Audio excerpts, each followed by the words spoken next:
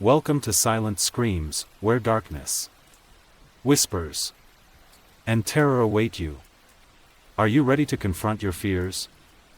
Story 1: The Haunting of Willow Manor. It started with an invitation. Allison never liked her family's ancestral home, Willow Manor. Perched on the edge of a dense forest, the house exuded an aura of foreboding with its ivy-covered walls and cracked Gothic windows. As a child, Allison often stayed there during summers, always plagued by strange whispers in the hallways and fleeting shadows in her room.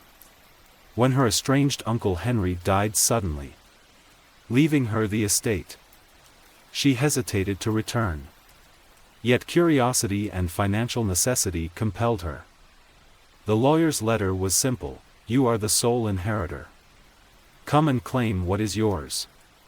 The letter also contained a peculiar line: "Some doors should remain closed." The house was more decrepit than she remembered.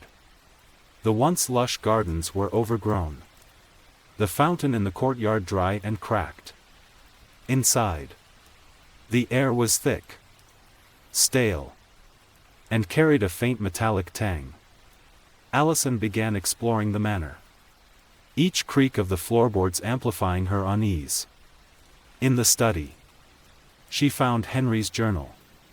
Its pages were filled with ramblings about voices in the walls and the watcher in the attic. The final entry was chilling: "The whispers grow louder. They want me to open the door." That night, as she lay in the massive, antique bed, she heard it, a faint whisper, indecipherable but persistent, coming from the direction of the attic. She chalked it up to her nerves and exhaustion. The following day, Allison continued her exploration. Behind a faded tapestry in the dining hall, she discovered a hidden door. It was locked, but beside it hung an ancient iron key. The door creaked open to reveal a narrow staircase spiraling downward into the earth. At the bottom was a room that shouldn't have existed. Its size far exceeded the manor's foundation. Strange symbols were carved into the stone walls, and in the center of the room stood an altar. Upon it lay a book bound in leather that felt disturbingly warm to the touch. The title, written in an unfamiliar language, seemed to pulse as if alive. When Allison picked up the book, the whispers in the house grew louder, sharper. She fled back upstairs, slamming the hidden door behind her. That night, the whispers were no longer confined to the attic. They were in her room, right beside her ear, pleading, "Open the door. Free us." Determined to end the nightmare, Allison decided to confront the attic. The narrow staircase leading up felt endless, and the air grew colder with each step. At the top, the attic was shrouded in darkness, but she could see a large, ornate chest at the center. As she approached, a shadow moved across the room, too fast to be natural. Ignoring her terror, she opened the chest. Inside were objects from a forgotten era: a cracked mirror, a child's toy horse, and a small, wooden box. She opened the box to find a withered, blackened heart. As she touched it, the whispers became screams, and a force threw her across the room. Scrambling to her feet, Allison saw it, a figure, tall and impossibly thin, its face featureless but with hollow, glowing eyes. It pointed at her and whispered, "You will finish what he started." The journal provided answers Allison didn't want. Henry had been part of a cult that believed Willow Manor was a nexus, a bridge between the living and the dead. The altar in the hidden room was meant to summon an ancient entity, and the whispers were the voices of those trapped in the in-between. Against her better judgment, Allison returned to the hidden room, clutching the blackened heart. The symbols on the walls glowed faintly as she approached the altar. The whispers now formed coherent words: complete the ritual or suffer as we do. Placing the heart on the altar, she recited the incantation from the book. The room trembled, the walls seeming to stretch and warp. A black, writhing mass emerged from the heart, growing larger, its form taking shape, a grotesque, multi-limbed creature with a maw that screamed endlessly. Allison realized too late that the whispers had deceived her. Instead of freeing the souls, she had unleashed the entity upon the world. The next morning, the house was silent. The whispers were gone. But so was Allison. Days later, the manor was found abandoned, the air inside suffocatingly cold. Locals claimed they could hear faint cries for help when passing by the property at night. Years later, a new family moved into Willow Manor. On their first night, the youngest child woke her parents. Trembling. "There's a woman crying in the attic," she said. When they checked, they found nothing but an old, blackened heart sitting atop a dusty chest. And the cycle began again. Story 2, The Whispering Hallway. It started with an invitation. Emma, a 23-year-old student, received a cryptic message in her university inbox. The email read, "If you want to experience the truth of what lies beyond, come to Hawthorne Hall at midnight on the 13th. But beware, the truth is not always kind." Hawthorne Hall was an abandoned building on campus, long rumored to be haunted. Stories swirled about students who entered but never left.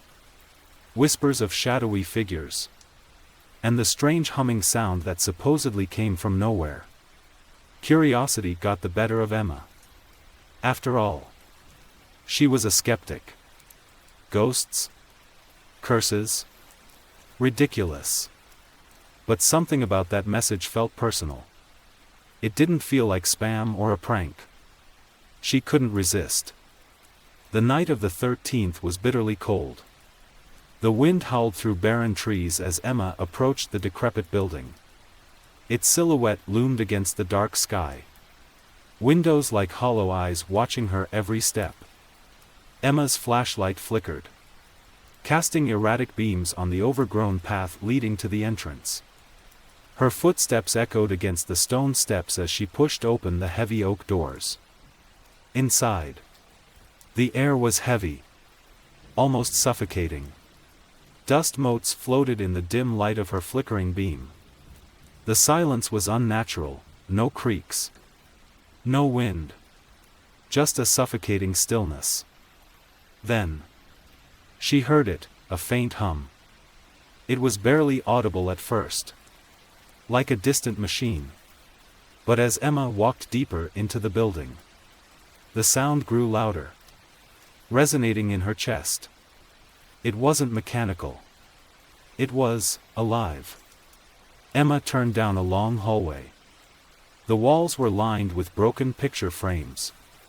The photos were unrecognizable, faces smudged as if someone had wiped them away. As she moved further, the whispers began. Soft at first, like someone murmuring just out of earshot. She froze, spinning around with her flashlight. No one was there. Emma, her name, whispered faintly, sent chills down her spine. She backed against the wall, clutching the flashlight like a lifeline. "Who's there?" she called, her voice trembling. The whispers stopped. For a moment, all was still. Then, a door at the end of the hallway creaked open slowly, revealing darkness beyond. Against all better judgment, Emma moved toward it. The room beyond was small, lit only by the faint glow of moonlight filtering through cracked windows. The hum was deafening here, resonating with a sinister rhythm. On the walls were dozens of faces, paintings, photographs, even carvings. But these weren't ordinary portraits. Each face looked warped, twisted in expressions of terror. Their eyes seemed to follow Emma as she stepped further into the room. A mirror stood at the center, its surface rippling like water. Emma couldn't look away. Her reflection stared back. But it was wrong. The eyes were hers, but the expression wasn't. The mirrored Emma was smiling. A cold, unnatural grin. "Leave," the reflection whispered. Emma stumbled backward as the whispers filled the room again. Louder this time, overlapping in a cacophony of voices. Emma ran, her breath ragged. The whispers followed her, growing louder, more insistent. The hallway stretched endlessly, warping and twisting as if the building itself was alive. She turned a corner and found herself in another room. This one was empty except for a single figure standing in the shadows. It was a woman, her face obscured by long black hair. She wore a tattered dress, and her presence radiated cold. "You sought the truth," the woman said, her voice layered with multiple tones. "Now you'll join the others." The whispers became deafening as shadowy hands emerged from the walls, grasping at Emma. She screamed, but the sound was swallowed by the hum. Her last thought was of her reflection, the unnatural smile frozen in her mind as the darkness consumed her. The next morning, Emma's friends reported her missing. Campus security searched Hawthorne Hall but found no trace of her. The only clue was her flashlight, lying at the entrance, its beam still flickering. In the months that followed, students whispered about a new face on the walls of Hawthorne Hall, a face frozen in terror. Eyes wide, mouth open in a silent scream. And if you walk past the building late at night, you might hear the hum and the faint whisper of a name. Emma. Story 3, The Echoes in the Attic. No one visited the house on Blackthorn Lane anymore. The once grand Victorian home had stood abandoned for decades, its windows shattered and its paint peeling like dead skin. Locals whispered about the strange occurrences that plagued anyone foolish enough to set foot inside, shadowy figures glimpsed from the corner of the eye, chilling laughter that echoed in the dead of night, and the unshakable feeling of being watched.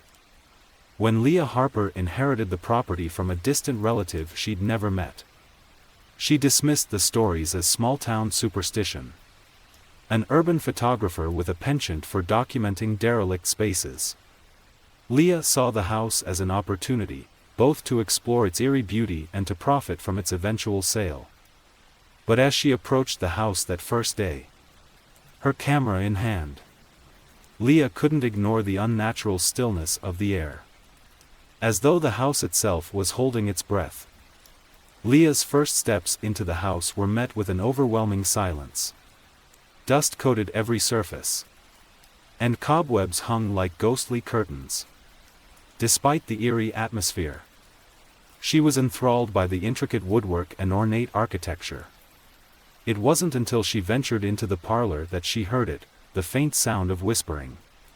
She froze, her camera halfway to her eye. The whispers were soft, almost indistinct, but they seemed to come from the walls themselves.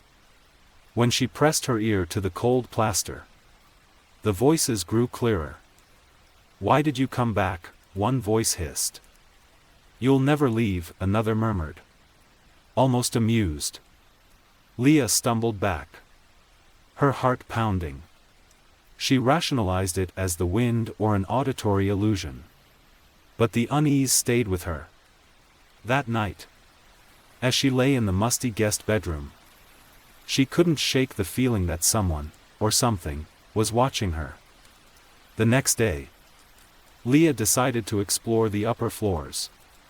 She photographed faded portraits on the walls, their eyes seemingly following her. The unsettling whispers returned. Louder this time. But Leah ignored them. It wasn't until she reached the attic door that her courage faltered. The door was old. Its wood warped and splintered. Strangely, it was padlocked from the outside. Leah felt an inexplicable chill as she reached for the lock. It was warm to the touch. Almost as if something on the other side was breathing against it.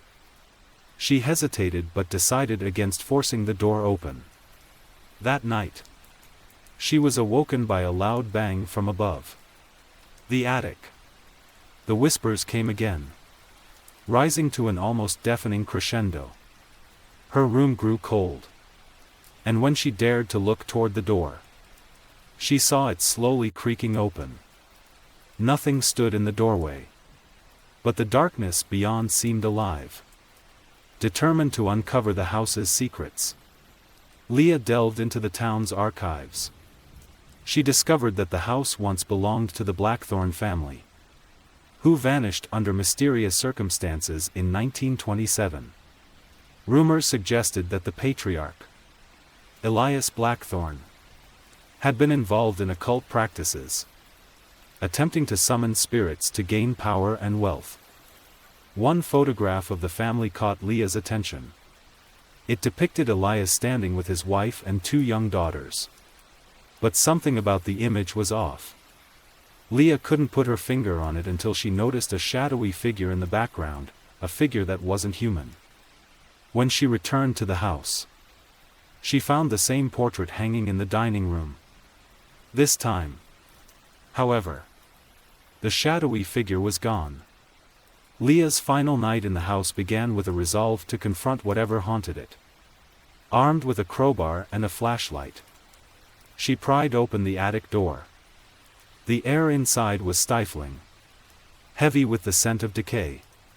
Her flashlight beam revealed the source of the smell: small animal bones scattered across the floor in strange, ritualistic patterns. At the center of the attic was a dusty mirror. As Leah approached, the whispers became louder, angrier. She saw her reflection in the glass, but it wasn't her. The face staring back at her was twisted and cruel, its eyes glowing faintly. Then the figure stepped out of the mirror. Leah tried to run, but the attic door slammed shut, trapping her. The whispers turned into screams, and the figure reached for her, its hand cold as death. Weeks later, the house on Blackthorne Lane was listed for sale again. The listing made no mention of Leah Harper. When a prospective buyer toured the house, they noticed a peculiar detail in one of the photographs hanging in the parlor: a shadowy figure with glowing eyes, watching from the background. And in the attic, the mirror stood undisturbed, its surface faintly reflecting the sound of distant whispers.